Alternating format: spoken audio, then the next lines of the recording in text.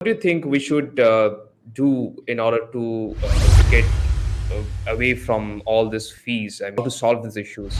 Yeah, so it's important to understand that you really have to, inventory management is more important than ever. Activities. What are the things we should look at about AWD? Because Yeah, I mean, I think it's just because it's new, right? I mean, anything that's new and it's a little complicated, and so I don't think a lot of people have done it yet, but we have. Mhm. And so basically, what it effectively does is it turns Amazon into a 3PL.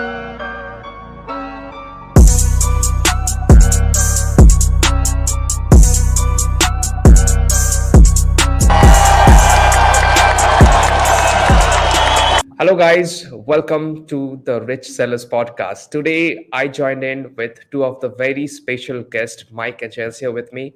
Today, we are going to go over the topic of shipping, challenges with shipping, new changes, how to tackle all those changes in FBA, storage limits, how to get over all these things. So, before we start, why not go over a little introduction about our guests? Chelsea, do you want to start with a small introduction? Sure, yeah, thanks for having me. My name is Chelsea Cohen. I am the co-founder and CEO of SoStocked. It's an inventory management software. I started selling on Amazon in 2014, and by 2018 was trying to solve my own inventory problems. So that's how SoStocked came about, and we've worked with hundreds of sellers at this point to build a software that works for the community.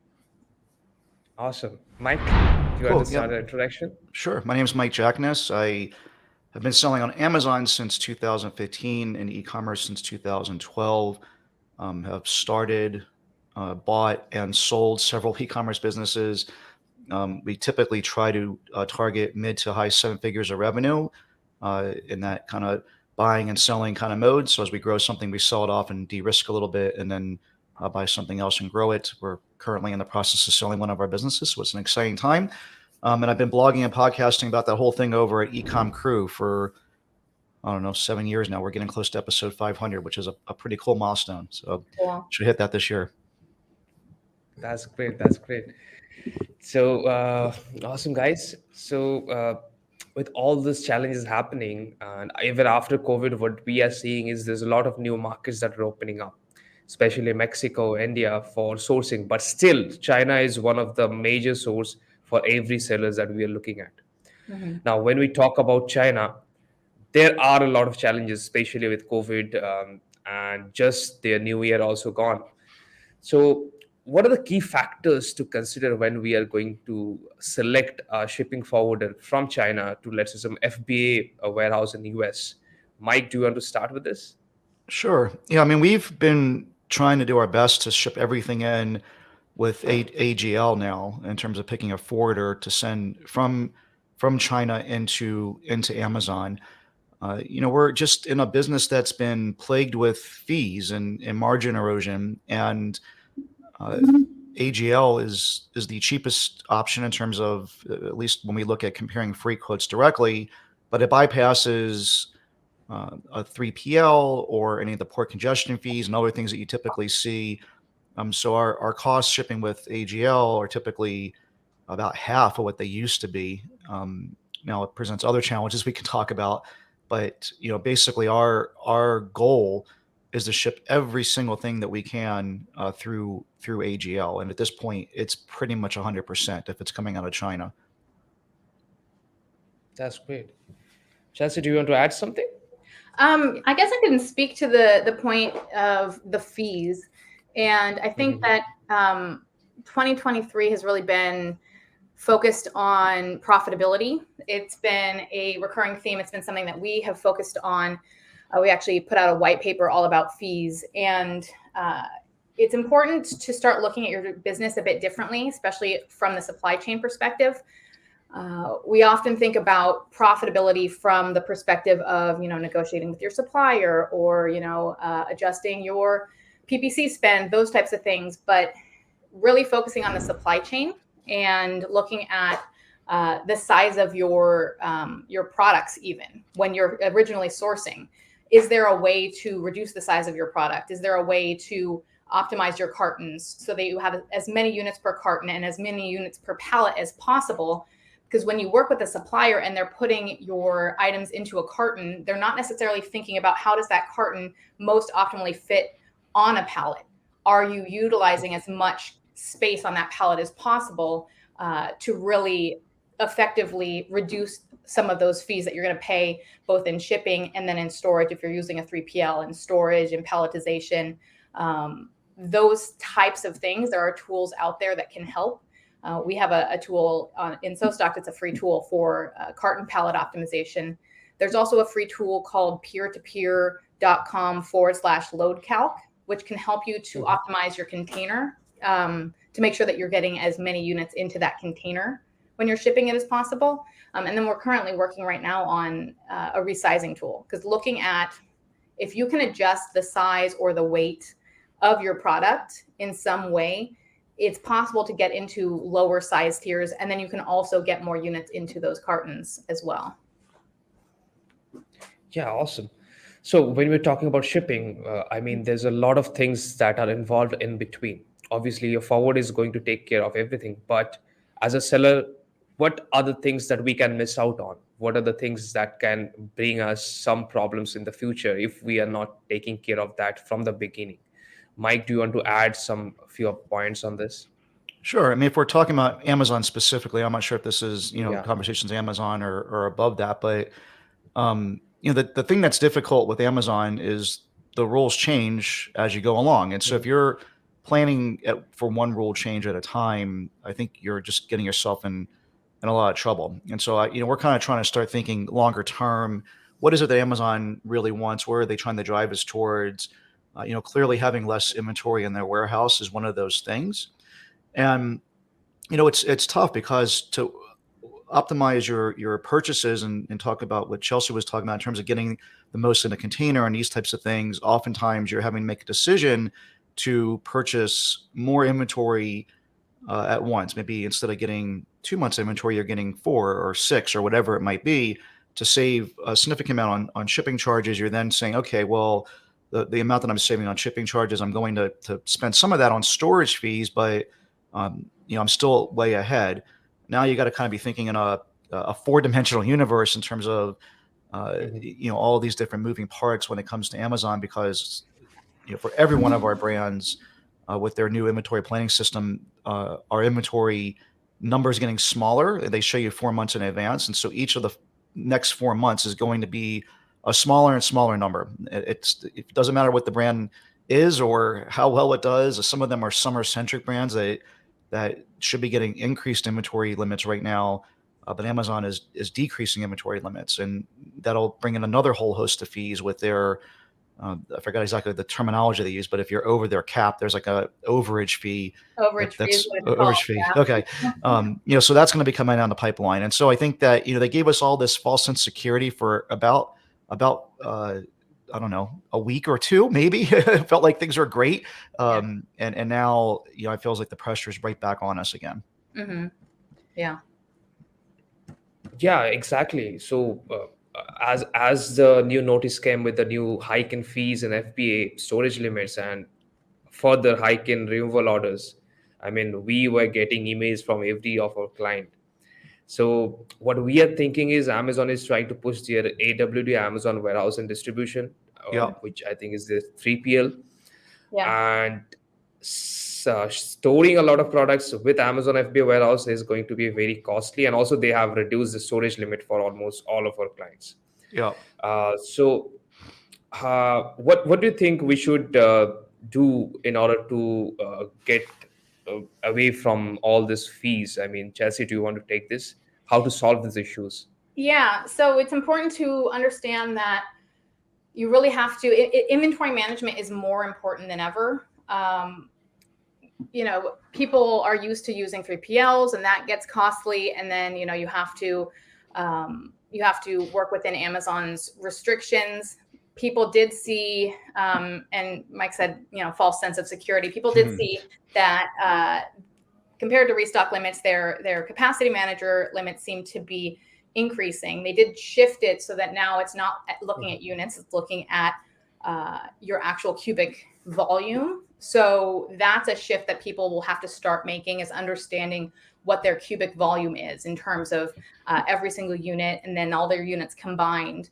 And then it comes into skating a fine line. So I think sending smaller orders more frequently is going to start being a trend, because you really need to watch out for this fact that we can now bid for more space. Amazon is giving us, here's your allocation of space for the month. And now if you want more space, you can place what they call a reservation fee, where you say, I'm willing to pay an extra $2,000 for this much space. And if you're the high bidder, Amazon's going to award you that space. Then you can go and send more inventory in.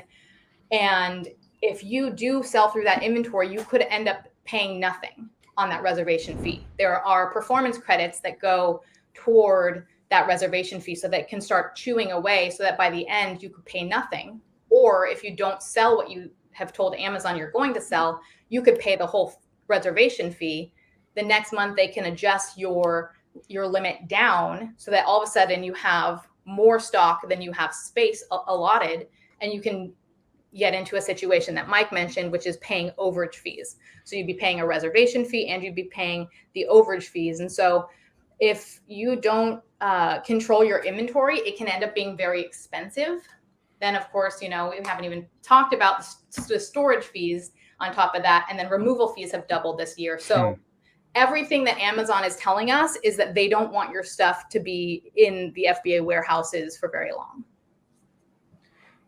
Yeah, exactly. That is what is happening. I mean, Amazon is trying to say us that send us more frequent stocks, but we have to also look at sellers needs to be in stock, and if they go out of stock, we know the consequences. So we feel the requirement of 3PLs a lot more than which we used to feel before. And I'm not sure about what are the charges with Amazon's warehouse and distribution. I think that is also a 3PL. Not sure exactly, because that was there, but I think they are now becoming a little bit more famous after all these fees hikes. So I think, Mike, you can answer this. What kind of fees do you look at when we are thinking about a 3PL or hiring a 3PL for storing our products? Yeah, I mean, I can talk about a couple of things here. First, the fees with a 3PL, and I've personally used and we are using AWD. So if you have more questions about that, I certainly can answer that. We have made a shift from having our own warehouse back in 2015, 16, 17, 18, 19-ish. I think in about 2019, we switched away from our own warehouse to 3PL exclusively. And now we're trying to just eliminate the 3PL as well, which is a little bit a scary spot to be in, because there is no backup plan.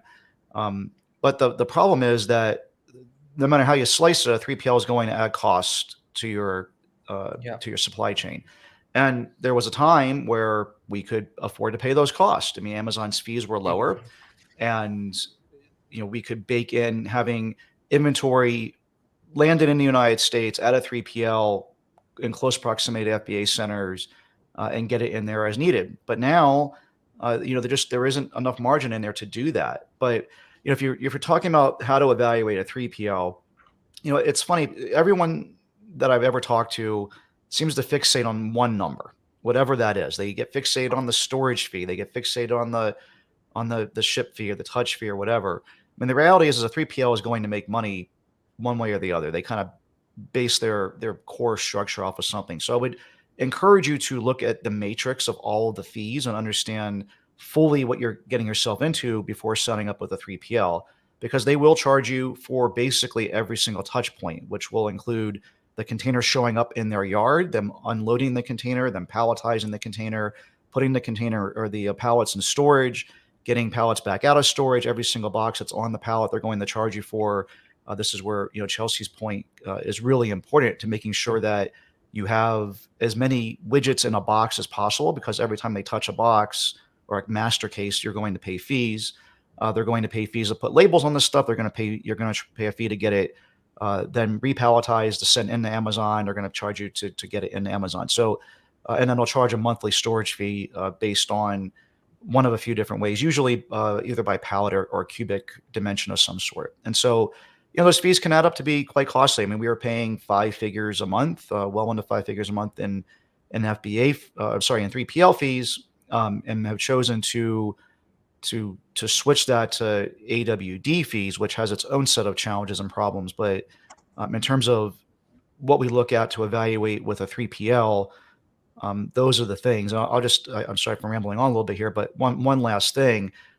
We used to play 3PL roulette because you're always looking to to pay the lowest amount, and 3PLs are definitely in a category of you get what you pay for.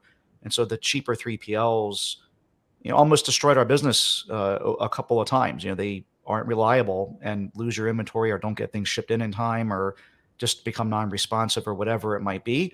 And you're really paying a lot more when you have to fly yourself to their facility and personally pack everything up into a tractor trailer, which this literally happened to me. So be careful about just trying to find the cheapest one, because oftentimes it's not the best one. Mm-hmm. Yeah, absolutely. Yeah, I would add to that. I think one of the questions that people don't ask is, what is their turnover? Like, how quickly can they get stuff out the door when you place a replenishment order? And then if you have and I recommend people have a fulfillment, an outside fulfillment as well, just for backup. But if they have fulfillment and replenishment in the same building or in the same operation, can they actually handle that? Because you might have a bunch of your stuff sent for replenishment for, say, the Christmas period. And when they get overloaded, if they don't have enough staff, they usually will focus on one side of that business over the other. And usually it's the fulfillment side of things. So if you have a business, 3PL business that's doing both, you need to know that they can actually handle the output on both sides of that business. Yeah, exactly. So let's talk a little bit about AWD. Okay. So Mike, where do you see it is, whether it is a little bit different from normal 3PLs or how cost effective it is? What are the things we should look at about AWD? Because I don't see there's a lot of articles or podcasts with this topic. Yeah, I mean, I think it's just because it's new, right? I mean, anything that's new and it's a little complicated. And so I don't think a lot of people have done it yet, but we have. And so basically what it effectively does is it turns Amazon into a 3PL. And so instead of it going directly into an FBA warehouse, it's going into an AWD warehouse, which stands for Amazon Warehousing and Distribution. And basically what they've done now is they have these other distribution centers that are located still in a major metropolitan area, but on the fringes of the city. And so in LA, you're talking about basically it's darn near in Nevada. It's so far in East LA, it's pretty far removed, but it's still an easy trip to, let's say, Ontario, which is where the FBA facility is. And so they're trying to get the inventory in close proximity to an FBA warehouse, but in a much cheaper jurisdiction, and basically store things in bulk. And so what will happen is you can send things into AWD with AGL. There's lots of little acronyms here, AGL being Amazon Global Logistics, which we talked about earlier. But the one thing that we found out the hard way, learning curve, you can learn from my mistake here, you can only send in full containers into AWD, which for us is a big challenge, because if you're trying to drip inventory in LCL style, it becomes a problem. And we actually have shipped in a couple of 6 cubic meter containers into AWD in desperation when they hold 20 cubic meters. That's the kind of position Amazon will put you in, unfortunately. And then what will happen is they'll receive the container. There's no fee to receive the container. They do charge a one-time touch point fee of $2 per case. And so, if you have a product that's just a single unit is your product, it's $2. If you have 10 units in a case, then you're paying 20 cents basically effectively per item for them to handle the case. And this is, again, where Chelsea's tip is really important. We've actually had to go back ourselves and reconfigure all of our cases to meet Amazon's requirements, max requirements, which is 25 inches on any one side and 50 pounds. And so we're packing cases as tight as we can to pay the least amount of fee. And then they will charge you $1 per cubic foot to move that inventory. And so when it goes out of the AWD warehouse and goes over to the FBA warehouse, they're going to charge you at that moment to relocate it.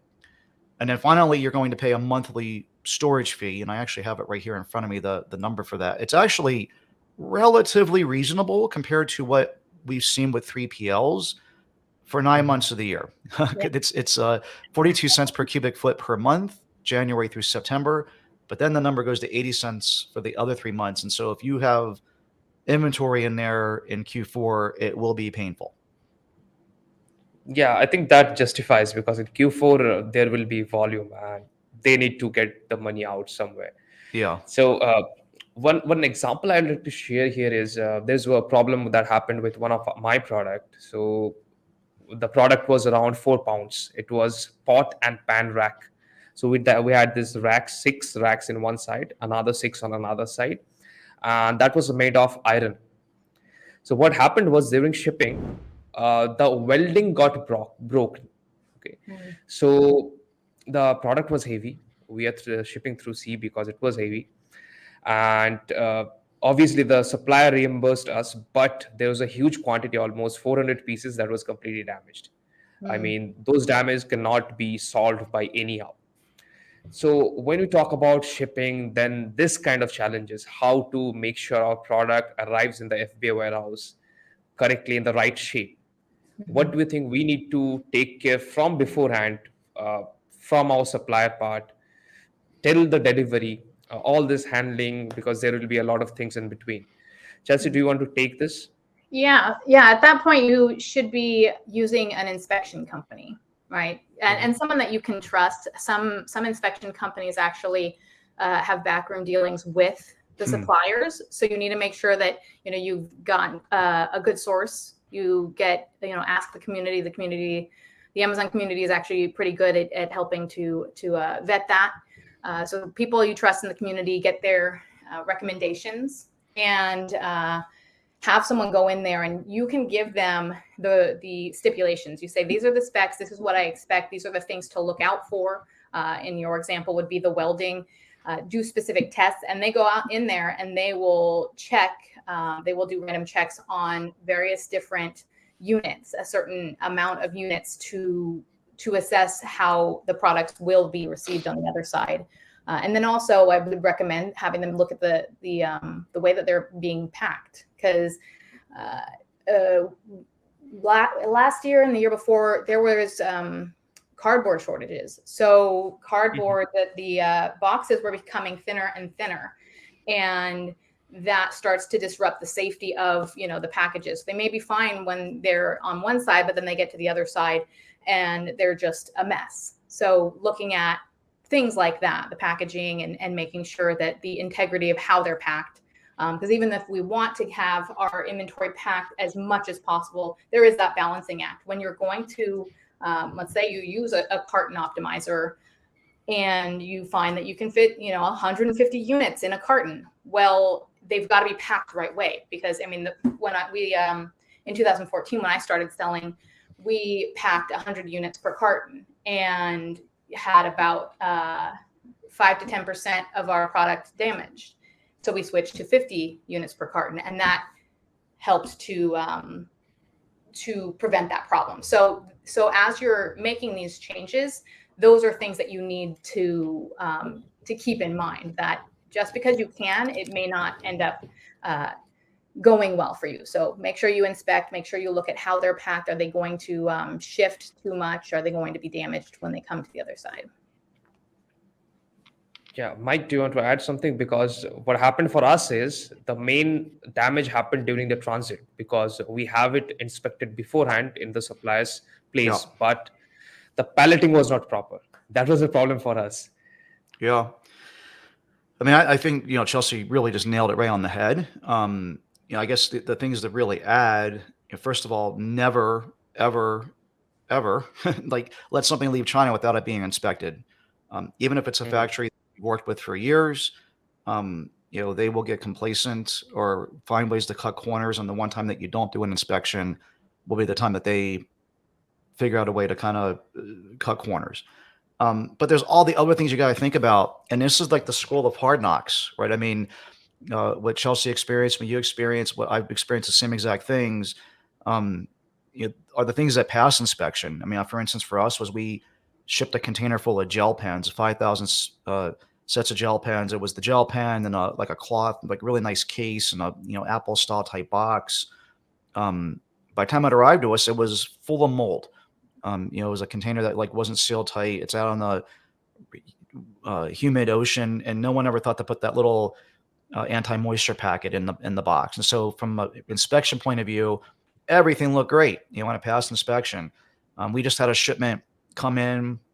This one I still can't believe, and I'm kind of embarrassed to even talk about because it was just last year, and I should know better, and everybody in our team should know better. But a shipment showed up with no made in China stickers, and it was, of course, the one shipment that the freaking customs people looked at and pulled it aside, and we had to go, and it was 20 something thousand units. It was all like really small stuff, and we had to relabel everything with made in China stickers by hand. Luckily, I don't know, it was just a stroke of luck. I guess they allowed us to do it ourselves at our facility. So they did release it to us, but made us sign something that said we wouldn't sell any of it until they signed off on it. And so we had to bring in like a whole staff of temporary labor for a week to go relabel or just put the little made in China label on it. The factory reimbursed us for it because it was their mistake and it should have never left that way. But it's helped us reinforce a checklist that we have internally, which is, to make sure that all of these bases are covered. The markings on the box are correct. The markings on the packaging are correct. The inspection company isn't just looking at the product, but they're looking at the packaging. They're doing a drop test on all of this stuff, especially on the first orders. There's a whole host of things that we do. And unfortunately, everything on that list is there because it happened to us before. If you've ever been out in public and somewhere, it's like you see a thing that's like, do not climb on this or whatever. You're like, that's there because some dummy like climbed over this thing and like broke their arm. And I feel like that's us with this stuff. You're like, the things on the checklist are all things that we run into. And hopefully, just hearing us talk about it will at least push you to start thinking about these things and talking to someone on your team or in that supply chain to make sure that these I's are dotted and T's are crossed, because they're costly mistakes. I mean, either with your time or with your money or both. Yeah, exactly. So I was talking to one of our client, and they are a 8-figure seller in coffee niche. And what they're doing right now is they have expanded to all North American marketplace. They are manufacturing in Germany, and now they are getting into Japan. They have already get into that. Now they're trying to get into India as well. But when we comes to this international shipping, global shipping, there are a lot of changes that we can't see only in North America, but there are a lot of challenges, like some countries may have import duties, some may have some other legal challenges. But do you recommend a specific kind of forwarder, or do you have any name on your mind that can help sellers to tackle this kind of situation, who are expert in this situation? Mike, do you want to take it? Yeah, I mean, we've sold in Amazon Canada, UK, and EU in the past. When we sold our company in 2019, we chose not to continue that relationship with those other countries. If I was going to start in one of those countries again, I would be looking at a local company that specializes in this, because there are just, talk about T's to cross and I's to dot. I mean, the UK, as a for instance, you got to have someone who's physically there with an address there. Then you got to like set up an import number and pay your taxes on import. And it's been a few years, so the complexities have kind of escaped me. But like, they're the ones that I use to help me find a forwarder, right? I mean, they kind of know the local landscape, and I use their recommendation because I feel like it's going to go as streamlined as possible. For us, it's been a fun topic of debate on our podcast, as I've had a few people come on that are very pro Amazon Japan. As for instance, a friend of mine is pushing me to go get on Japan. I just choose to only sell in the U.S. market for right now. I personally feel like, the things that look like the most amazing open field opportunities on Amazon it's the same situation as 2015 when Chelsea and I were first getting started, and it seemed like everything was going to be so great.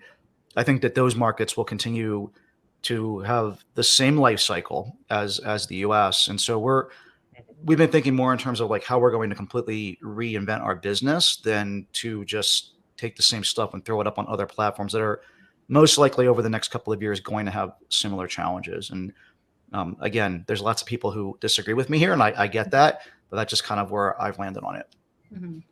Yeah, I would say beyond that, the logistics side of things from an inventory management perspective. Like now you have to be forecasting for every single one of those markets. Do you need a 3PL in each of those markets? And all of the moving parts, because, if you have a 3PL in each of the markets, then your forecasting doubles because you've got the order forecast and you've got the transfer forecast. So that's a whole other headache in itself that needs to be thought through. There's a lot of work to going into new marketplaces.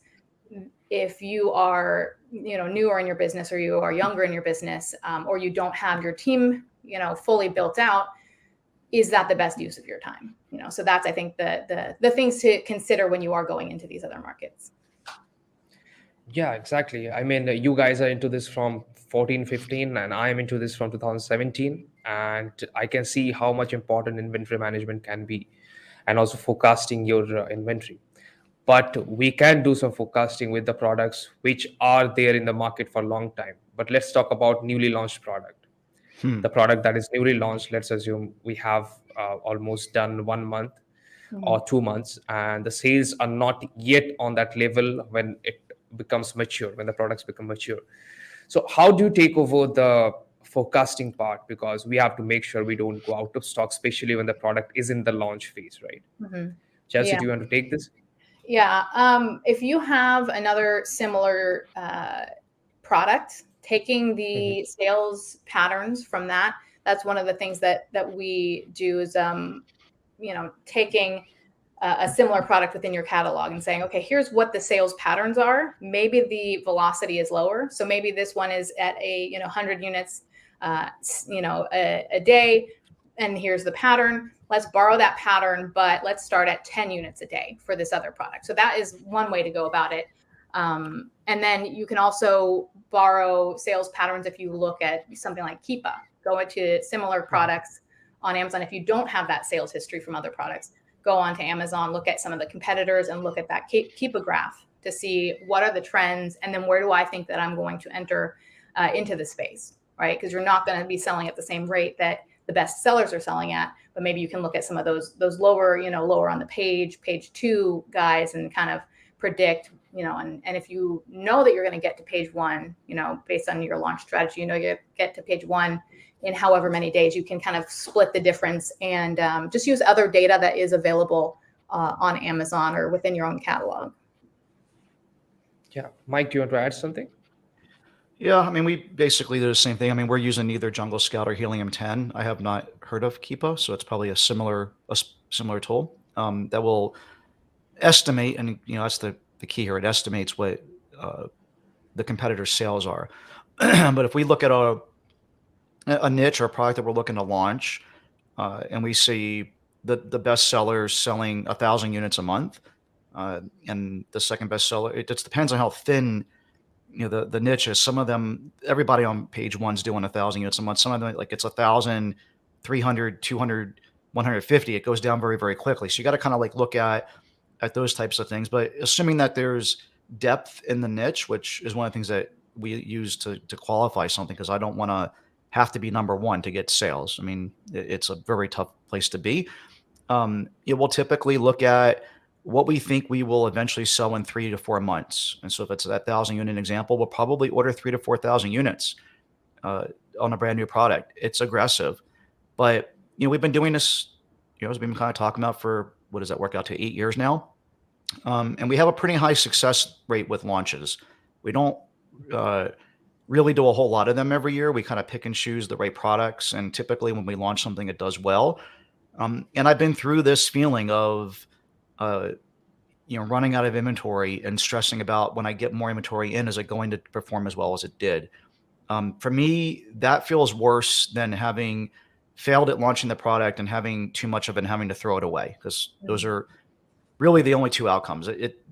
There's one day over the last 8 years where I felt like we had the exact perfect amount of inventory. Every other time we had too much or too little. It's always the case. It feels like every day you're constantly having this battle. And so for me, up until recently, I would have rather have had too much inventory than too little, because the consequences of having too much, I felt, were relatively small. We were paying storage fees and whatever at 3PLs or whatever it might be. Now, the calculation's obviously changing a lot, and we're probably going to end up having to accept the fact that we're going to run out of things from time to time throughout the year.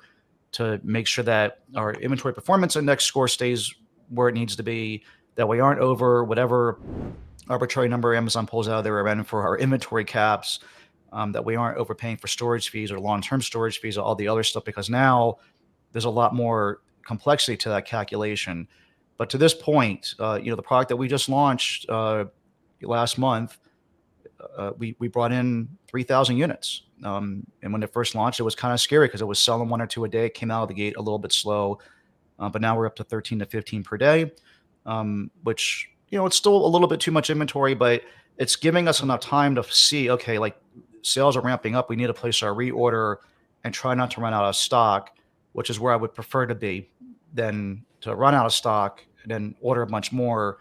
They show up, and for whatever reason, some products just when they run out, they never come, like their sales velocity never comes back. It's unexplainable to me. Most things these days, when it runs out, you put it back in stock. Within a few days, it comes right back, and it's all okay. But every now and then, there's that product that runs out that I don't know what happens, but the sales just fall apart. And now you might have 10,000 units of something because it was something that was very successful, and there's no sales. And so that for me is way more stressful than to just try to get a little bit more than you might, make a bet on yourself to win, right? If you're betting on yourself to win, your back's up against the wall a little bit more. You'll probably do a better job at the launch and make sure that you've done as best of a job as you can. Mm-hmm. Yeah. I recommend for people something I call a stock out risk report, which is really starting to be proactive about inventory rather than, being reactive, which is how we have been, for the years we've been, in this business. And that would be, you need to know your reorder point. You need to know reorder point basically is 2 things. It's buffer stock, right? And I always recommend at least 30 days of buffer stock on Amazon, and lead time. So once you add those 2 numbers together, how many days of buffer stock, how many days of lead time, that gives you your reorder point. So you look at, based on my velocity, when am I going to hit 0? And then I add my buffer and my lead time. Let's say it's 90 days total. I need to be reordering 90 days before that 0 point. And having a report that tracks all of that, right? You need to track your velocity, and you need to track your inventory levels. But having that report to be able to look at that timeline and that runway for every single one of your products, and that way you can adjust. And it's not only the inventory team that needs to know this. You need to be sending these reports to the marketing team, because if the marketing team is, doing some things that are causing the sales to inflate, but they're about to stock out. Like I worked with an 8-figure seller who stocked himself out by doing an email campaign on Mother's Day, and then Father's Day, he's turning off all of his lightning deals. So it's not just the newbies that are doing this, but we sometimes do it to ourselves if we don't have that synchronicity, which is one of those words that everybody hates, but we don't have like that sync up of inventory and marketing working together. Because before restock limits, I worked with hundreds of sellers on their inventory, especially in the beginning of building SoStock. And before restock limits, the number one reason people stocked out was because they marketed themselves into a stock out. Yeah. Awesome, guys. That was awesome. So since we're already coming to an end, so we are already past 30 minutes. Chelsea, where can people find you? Sure. You can go to sostock.com/connect. All my socials are there. You can check out the software. And then we have a bunch of free tools there, including the carton palette optimizer that I mentioned earlier. Awesome. And Mike, where can people find you? Yep, over at Ecom Crew, ECOMCREW. That's ecomcrew.com, Ecom Crew on iTunes, or wherever you get your podcasts. Support at ecomcrew.com for email, Ecom Crew on all the social media platforms as well. That's great, guys. Thank you so much for joining. It was an awesome podcast. I'll see you guys again. Okay. Thank you so much. Appreciate it, Take care, Sunny. guys.